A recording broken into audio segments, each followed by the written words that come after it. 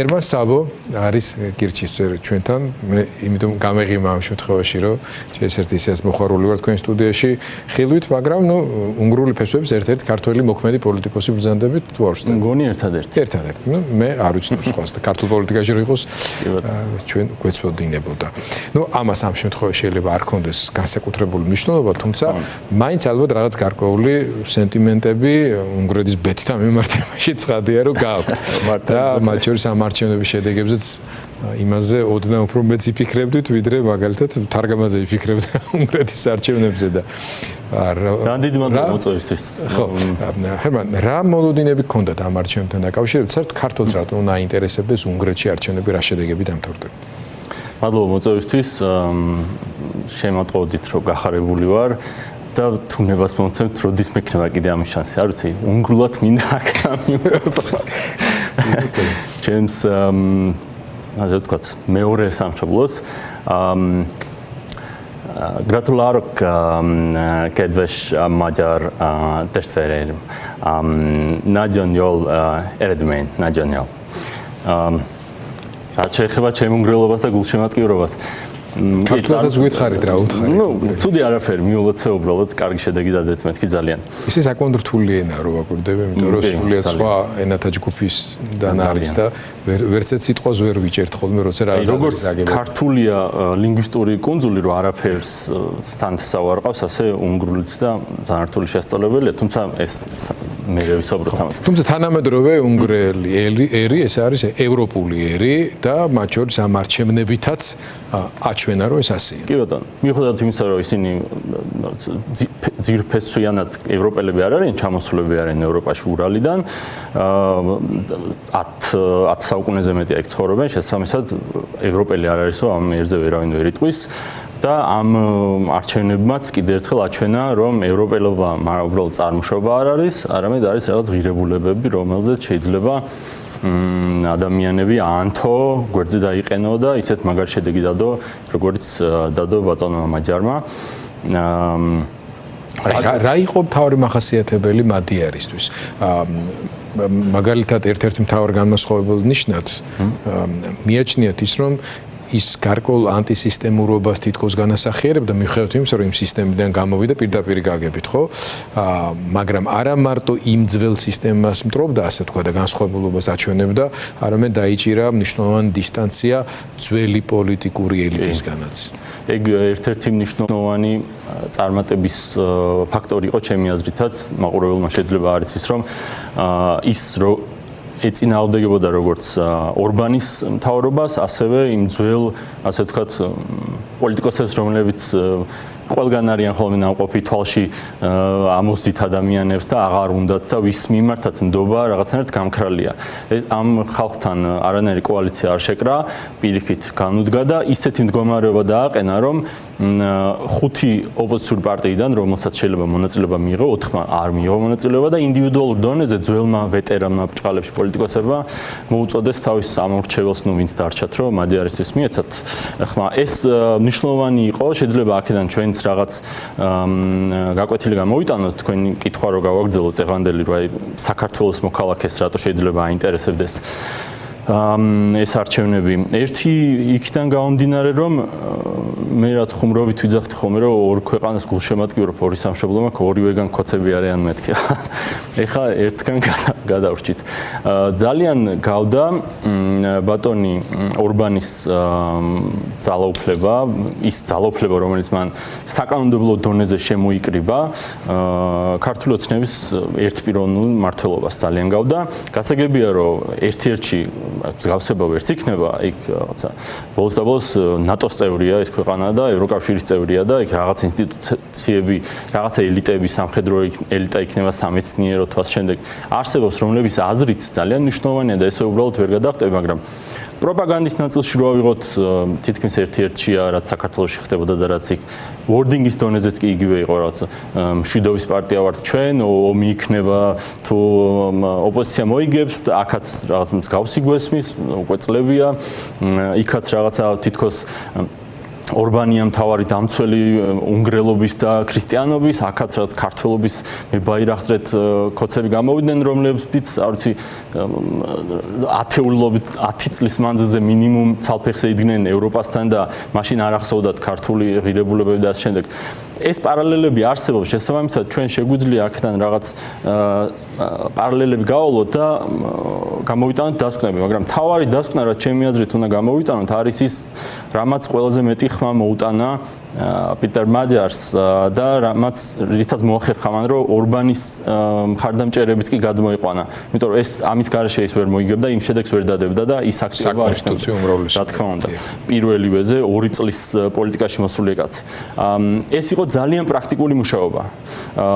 იგივე შეეძლო გაიკეთებინა, რასაც აქ ოპოზიციის უმრავლესობა აკეთებს, რომ ორბანისთვის ეძახებინა, შე რუსო, შე პუტინის მეგობარო, ფაქტებიც კი დაიდო ბოლოს და ბოლოს ისეთი რაღაცა პირდაპირ სიარტოს რო ურეკავს ლავროვი და მთელი სკანდალები იყო. ალიშერ ოსმანოვის საქმეების მოგვარებას თავს. ნუ იმაზე რო აღარაფერი თქვათ, რომ დოკუმენტაცია, საიდუმლო დოკუმენტაციას უგზავნიდა ოპერატიულად. თქვენ ხართ ჩემი ბატონი. ამის მიუხედავად მარტო ბოლო აქციებზე გაიგებდით იმ ცნობილ შეძახილს რუსკი ხაზა, რუსებოს აღწადით. იქამდე მისი კამპანიის აქცენტი არ იყო ის, რომ აი ცუდია ორბანი, მე უკეთესი ვარ, ის რუსების მეგობარია, მე დასავლეთის და ამიტომ ამირჩიეთ. იმიტომ რომ ეს შეიძლება პოლიტიკოსებისთვის ძალიან ემოციურად გასაგები მესიჯი იყოს, მაგრამ ჩვეულებრივი ადამიანისთვის, რომელიც შეიძლება არჩევნებზე არც დადიოდეს, იქაც ისეთივე აქტივობაა ხოლმე, როგორც საქართველოში 50-55 ასე ვთქვათ. ანუ ვინც არჩევნებზე არ დადის, ის ადამიანი როგორ უნდა მოიყვანო, აი 20% ხალხი, რომელიც არჩევნებზე არ დადიოდა, როგორ მოიყვანა არჩევნებზე. ისეთ რაღაცებზე საუბრით, რაც ადამიანის ყოველდღიურობა შეეხება. ეს იქნება კორუფცია, ეს იქნება რაღაც ჯანდაცვის სისტემა, ეს იქნება რაღაც საგადასახადო სისტემა, ეს იქნება ის გაუფრჭებული ურთიერთობები ევროკავშირთან, ამის მერე რა დაკარგა უნგრელმა გლეხმა, აი ძალიან დამიწებულ რაღაცებზე საუბარი და ამას როგორ გამოსწორებს თვითონ.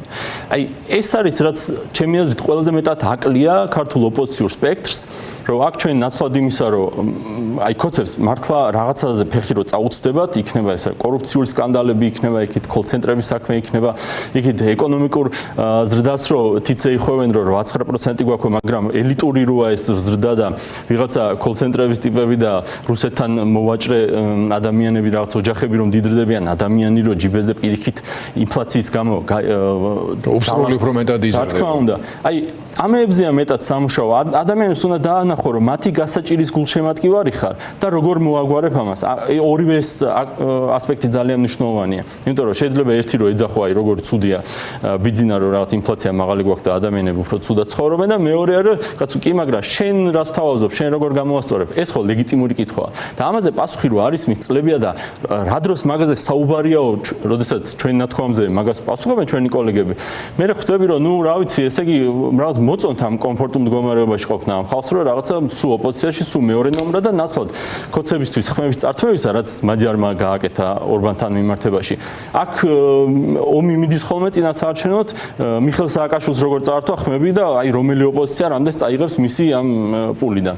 ხო და ეს არის გასაკეთებელი იმისთვის, რომ რაღაცნაირად დავემგვანოთ და შევძლოთ მსგავსი შედეგის დადებაც.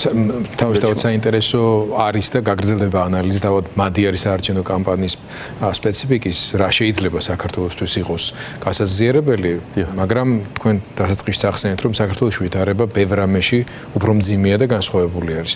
ნუ არა მარტო ოპოზიციურ ფლანგზე ამ შემთხვევაში, იმის გამო, რომ ყავს ხელისუფლება, რომელიც ელექტორალური ავტოკრატიის მშენებლობით არ შემოისაზღვრა და გადავიდა იმის იქითაც უფრო ყავს პოლიტიკური პატიმრები, სინდისის პატიმრები, ბიზნესთან მიმართებაშიც, ახ თქვენი პოლიტიკური პარტია ამ მხრივ უფრო მგრძნობიარეა ხოლმე და ვაკვირდები და ვიცით, რომ რბილად რო თქვათ, საკმაოდ დაუცველად გრძნობენ თავს. საყელურზე არიან ჩვეულებრივ, მოკლე საბელზე არიან დამულები. პოლიტიკური პარტიების ფინანსური ხელშეწყობა იქნება ეს თუ მედიის და ასე შემდეგ. ამ მხრივ სერიოზული პრობლემაა განსხვავებით შუა ევროპაში მყოფი ქვეყნის მდგომარეობისა.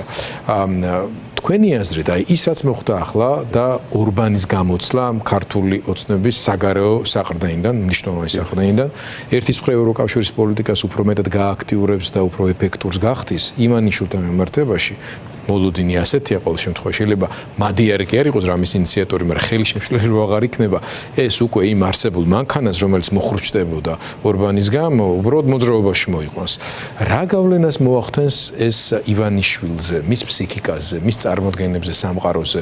ეს ხელს შეუწყობს ძალის ცენტრის გადახრის გამო, პუტინის რესურსების შესუსტების თვალსაჩინო მაგალითის გამო, რაღაცა ტიპის რაციონალიზმს მისი მხრიდან და ევროპასთან დალაგების მცდელობას, რაც კონკრეტულ გამოხატულებაში, კონკრეტულ ნაბიჯებში უნდა გადაიზარდოს პოლიტიკური პროცესის გაცოცხლებაში, პატიმრების გამოშვებაში და ასე შემდეგ, თუ პირიქით უფრო მეტი იზოლაციისკენ უბიძგებს და თუ იმის მიხედვით თქვენი პარტია რას პროგნოზირებს, თქვენ როგორ აპირებთ აი ამ გამოწვევებთან გამკლავებას? მართალი ბრძანდებით ერთ-ერთი შემთხვევები არ არსებობს, ორი დედამიწაზე შესაბამისად არის დიდი განსხვავებები, თუმცა ის რომ იქ რაღაცები პლუსია და იქ რაღაც ინსტიტუციებია უფრო მეტად მზის შუქზეა ყველაფერი და ამან შეიძლება არ მისცა ორბანს საშუალება რომ ბოლომდე გაიფორმებინა თუ ამის მცდელობა ქონდა, არ ვიცი, ყოველ შემთხვევაში ჯერ ამის დასკვნები არ დადებულა, მაგრამ არის ისეთი რაღაცები, რაც იქ არ დაუკვლიათ, მაგალითად საარჩევნო სისტემა იქ ისეა მორგებული თავის თავზე, რომელიც ქართულ ცნებას არც კი ოცნებია ალბათ, აი ისეთი ჩინური რაღაცაა მოგონილი. ეს ერთი. მეორე მხრივ შეცდომების და სიტუაციის კრიზისულობის მხრივაც შეიძლება ორბანს ბევრად უფრო უსაფრთხო გარემო ქონდა, რაღაც მხრივ რომ ბევრად დიდი გუნდი ყავდა, ბევრად ყველა სფეროში იყვნენ. ქართული ოცნება მაგ ცოტა უფრო ხისტად არის. ის რომ თავიანთ გუნდის წევრებსაც დაერივნენ და უმეტესობა ახლა ციხეში ზის და რამოდენიმე ადამიანზე ჩამოკიდებული ბიძინა ივანიშვილი, ეს მისი დიდი მინუსიც არის, რომელმაც შეიძლება რაღაცები შეცვალოს და ანუ როგორც მსგავსებებია, იქით სასარგებლო ისე განსხვავებებია, რომელიც ჩვენ წისქვილზე ასხავს აქეთ წყალს. რაც შეეხება მის ამ გამარჯვების გავლენას მის განწყობებზე, ბიძინა ივანიშვილის თავში რა და როგორ მოხდება, ამის პროგნოზი ალბათ ძალიან ძნელია, თუმცა ერთი რამე ცხადია, ისინი არ გრძნობენ თავს კომფორტულად როგორც არიან ახლა, ნამდვილად არ გრძნობენ და ის ფაქტი რომ ამერიკასთან ცდილობენ დაალაგონ, ჩემი აზრით მაგის მაჩვენებელია. ევროპასთან დალაგებას და დათბობას ურთიერთობისას მაგის პოტენციალს ახლა ვერ ვხედავ, იმიტომ რომ აი ერთმანეთი ბოლო უშვერი სიტყვებით აქვთ ნალანძღი და ყველანაირი ურთიერთობა გაფუჭებული, არ ვიცი რა უნდა ქნას ბიძინა ივანიშვილმა, რომ დღეს ევროპელმა ლიდერებმა ჩათვალონ, რომ ამ ადამიანმა რაღაცა კობახიძე უნდა შეცვალოს. ანუ არა, მაგას არავინ შეჭამს. ეს დობას არ აღადგენს, მაგრამ საკომუნიკაციო არხს გახსნის. აი შეიძლება ხო. ეგ მომენტი შეიძლება იყოს, მაგრამ ან დაიწყოს საუბარი კობახიძის შეცვლის პარალელურად თუ არა ახალ არჩევნებს. კობახიძის შეცვლას რაღაცა საქმეებიც უნდა მოყვეს. ანუ მისი სიტყვებს აღარ შეერათ. მე როგორც პოლიტიკები უნდა გაათავისუფლოს. ბატონო, საქმეები უნდა მოყვეს, რომელსაც საქმით უნდა, ანუ ის ნდობა, რომელიც მას დაკარგული აქვს, საქმით უნდა აღადგინოს. ეს რა იქნება მართლა გამოშვება იმ ხალხის თუ ახალი არჩევნების ჩანიშვნა თუ რაღაცა ცვლილებები, ეს არ ვიცი, ეს უკვე ალბათ მათი ვაჭრობის შედეგია, მაგრამ ეხლა ისინი რაც ეცდებიან, ჩემი აზრით მაქსიმალურად ამერიკისკენ რაღაცა მოძრაობების გაკეთებას. აქ რაღაცებს ალბათ დაუთმობენ, თუმცა ის ფაქტი, რომ ამერიკაში შეიძლება ორბანს მხარს უჭერდნენ იმ პრინციპით, რომ ჩემი მტრის მტერი ჩემი მეგობარია და არა ის, რომ დიდად გულზე ეხატებოდა, თუ უბრალოდ ევროპას როგორც ამერიკა აკრიტიკებს ღირებულებითი გადმოსახედიდან. ორბანი თითქოს ამ ფაზლში რაღაცნაირად ჯდებოდა და ამიტომ იყო მას რომ მხარს უჭერდნენ და არა ის, რომ ის ორბანი კარგი კაცია და ტრამპი და ორბანი რაღაც ჩახუტებულები არიან. ასე რომ ის ღირებულებითი კრიტიკა ევროპის, რაც არის ამერიკის მხრიდან, ეს არსად გამქრალა და ქართული ოცნების მიმართაც შეიძლება მარტივად გამოყენებული ითქვას. რუბიო რო ჩადის ბერლინში და გერმანიაში და რო იძახის, რომ სიტყვის თავისუფლების გარეშე და ოპონენტებთან ბრძოლის ციხეში ჩასმის გარეშე, კი არა და გამოშვების გარეშე არ შეიძლება წესიერი სახელმწიფო გერქვასო, ეს ყალიბი საქართველოსაც შეიძლება მოარგონ. კარგ ვარიანტში. ოღონდ ცუდი ვარიანტიც არის აქ, რომ ჩვენზე ხელი ჩაიქნიონ, თქვენ რომ აი, რაც არის ეგ არის ავტორიტარული თვითმართ რაღაცა ერთპიროვნული. თუმცა მაგის საშუალებას საბედნიერო გეოპოლიტიკა არ იძლევა. ბიზნესურად მაინც დავლაგდეთ. ეს იქნება უფრო უარესი ვარიანტი. გეოპოლიტიკა არ იძლევა მაგის საშუალებას, რომ წფიქრობდნენ ასე. ხო. ნუ ზოგისთვის შაქარია და ზოგისთვის ძალიან მწარე რეალობაა, რომელიც ჩვენ სამხრეთით დგას. ძალიან დიდი მადლობა. კი, ბრძანეთ. რეალობა მწარე შეიძლება იყოს, მაგრამ ეს არის ის, რაც ქართველი ხალხის და ქართველი ადამიანების ინტერესშია.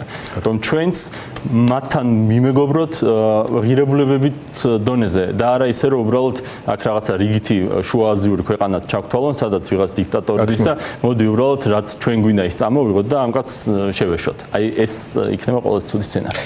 ჰერმან, მეორე სამშობლოს ამბავში კიდევ ერთხელ გილოცავთ ამ შედეგს. ეს ძალიან მნიშვნელოვანია არა მარტო უნგრეთის ევროპული პოზიციების გასამყარებლად, არამედ თქვენს ორ სამშობლოს შორის პერსპექტივაში უფრო ჰარმონიული ურთიერთობების გასავითარებლად, იმიტომ რომ ყველაფერს გავაკეთებ მაგისთვის თუ ბატონი ორბანის მიმართ დიდი სիմპათიით ქართველი ჟურნალისტობა არ იყო ახსავსე ნამდვილად. მადლობა, მემშვიდობები ჰერმან საბოს, გირჩის წევრს.